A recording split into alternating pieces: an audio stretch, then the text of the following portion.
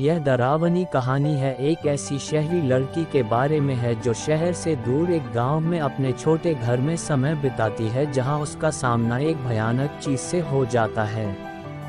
मेरा नाम मेगा है और मैं 26 साल की हूं।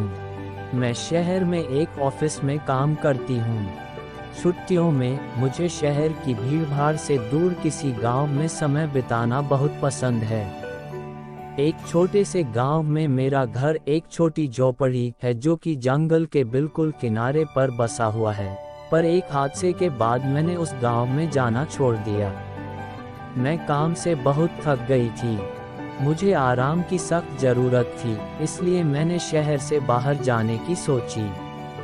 मैं अपने घर गई, अपना सामान पैक किया और अपनी कार से गांव की तरफ निकल गई। जब मैं गांव पहुंची तब शाम हो चुकी थी और मैं लॉन्ग ड्राइव की वजह से काफ़ी थक गई थी। मैं सीधे बिस्तर पर गई और सो गई। आधी रात को मेरे कार के अलार्म के बजने के कारण मेरी नींद खुली। मैंने खिड़की से बाहर की ओर देखा, पर वहां कोई भी नहीं दिख रहा था। मैंने अपनी कार की चाबी ढूंढी और अलार्म को बंद किया।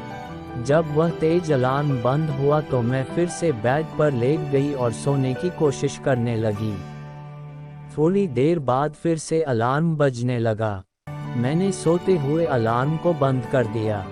सब कुछ एकदम शांत था। चारों तरफ खामोशी थी। कुछ 5 मिनट बाद अलार्म तीसरी बार बजा। 1 या 2 बार तो फिर भी चलता है, पर बार बार अब मैं जानना चाहती थी कि क्या हो रहा है। ऐसा तो नहीं कि कोई मेरे साथ मजाक कर रहा हो, पर इस समय इतनी रात को मैं पर्दे के पास खड़ी होकर देखने लगी। थोड़े समय बाद मैंने चांद की रोशनी में किसी को झाड़ियों से मेरी कार की ओर आते हुए देखा। वह जो कोई भी था वह काफी लंबा, पतला और काले रंग का था। वह कार के पास आया और उसने अपने लंबे और पतले हाथों से कार को नोक किया। फिर से अलार्म बजा, पर वह काली आकृति तेजी से वापस झाड़ियों में चली गई। उस वक्त मैं जान चुकी थी कि क्या हो रहा है। मैं डर से कांप रही थी। मैं अलार्म को बंद कर उस चीज पर नजर रखने लगी। वह चीज झाड़ियों से बाहर आई और धीरे धीरे मेरे घर के गेट के पास बढ़ने लगी।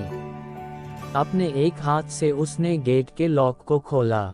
मैं इतना डर गई थी कि मैं हिल भी नहीं पा रही थी।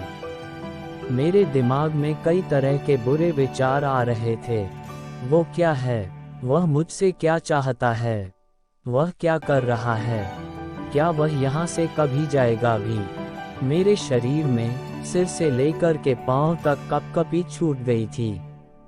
मेरा गला सूखा था और मेरा दिल जोरों से धड़क रहा था। मैं बहुत ही भयभीत थी और डर के मारे मेरे दांत किटकिटा रहे थे। मैंने खुद पर काबू पाया और मैं उतनी तेजी से नीचे चली गई जितनी तेजी से मैं जा सकती थी। मैं बस लाइट्स ऑन करने ही वाली थी कि तभी मेरे पैर जम गए। वो काली आकृति खिड़की के यहाँ खड़ी थी। वह खिड़की से अंदर की ओर देख रहा था कि कोई अंदर है या नहीं। मैं जल्दी से अपने सोफे के पीछे छुपकर देखने लगी। तब मुझे समझ आया कि कार के साथ छेड़छाड़ करना केवल उसका अपने शिकार को बाहर लाने का तरीका था। मैं उसके डरावने चेहरे से अपनी आंखों को हटा नहीं पा रही थी। उसकी चमड़ी राख की तरह थी, जिस पर सिलवटें पड़ी हुई थी। उसकी आंखें छोटी और पूरी तरह से काली थी। उसकी नाक की जगह पर 2 बड़े बड़े गड्ढे थे। उसके चेहरे पर होठों की जगह बड़े बड़े पैने दांतों की 2 लाइनें थीं। उसकी सांस बहुत भारी और डरावनी थी, जो कि खिड़की पर भाप की तरह साफ नजर आ रही थी। मैं जानती थी कि वह जाने वाला नहीं है। खिड़की के पास थोड़ी देर तक खड़े रहने के बाद मुझे उसकी फ्रंट डोर को खोलने की आवाज़ आई। मैंने देखा कि वह दरवाजे के हैंडल को खोलने की कोशिश कर रहा था और उसके बाद उस जानवर ने एक तेज आवाज़ निकाली। वह आवाज़ किसी इंसान की तो नहीं हो सकती थी। वह आवाज़ ऐसी थी कि मानो कोई पागल कुत्ता हड्डी को चबा रहा हो। गहरी तथा भयंकर जानवर के गुर्राने की आवाज़ थी उसकी। मैं जानती थी कि यदि इसने मुझे देख लिया तो यह कुछ भी कर अंदर आ जाएगा। मैंने अपने आप को सोफे के पीछे छिपाया। मैं सोफे की परछाइयों में छिपना चाहती थी और बिल्कुल भी आवाज नहीं करना चाहती थी। मेरी आंखों से आंसू बह रहे थे। मैं अपनी नसों की आवाज सुन पा रही थी। मैं बस मरने ही वाली थी। मुझे नहीं पता मैं कितनी देर तक वहां छिपी रही। जब मैं उठी तो मैंने दरवाजे की तरफ देखा। वह जानवर जा चुका था। दरवाजा अपनी जगह पर था और सब कुछ सेफ लग रहा था। मैं सीढ़ियों से ऊपर की तरफ गई और मैंने खिड़की से बाहर की ओर देखा। बाहर रोशनी थी। वहां पर किसी भी तरह का कोई खतरा नहीं था। मैंने इस मौके का फायदा उठाया और अपनी चाबियां उठा ली। मैंने अपना सामान भी नहीं लिया। मैं कार की तरफ भागी।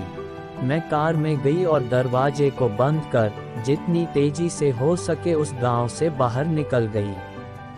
मैं तब तक गाड़ी चलाती रही जब तक मैं अपने शहर ना पहुंच गई। जब मैं अपने अपार्टमेंट में पहुंची तो मैंने रेडियो ऑन किया और मैं एक न्यूज़ सुनने लगी। अनाउंसर ने कहा कि गांव से 2 लड़कियों की लाशें मिल गई है। उनका शरीर बुरी तरह से कटा फटा पड़ा हुआ दलदल में पड़ा था। मुझे मालूम है कि जो वो जानवर चाहता था वह उसे मिल गया।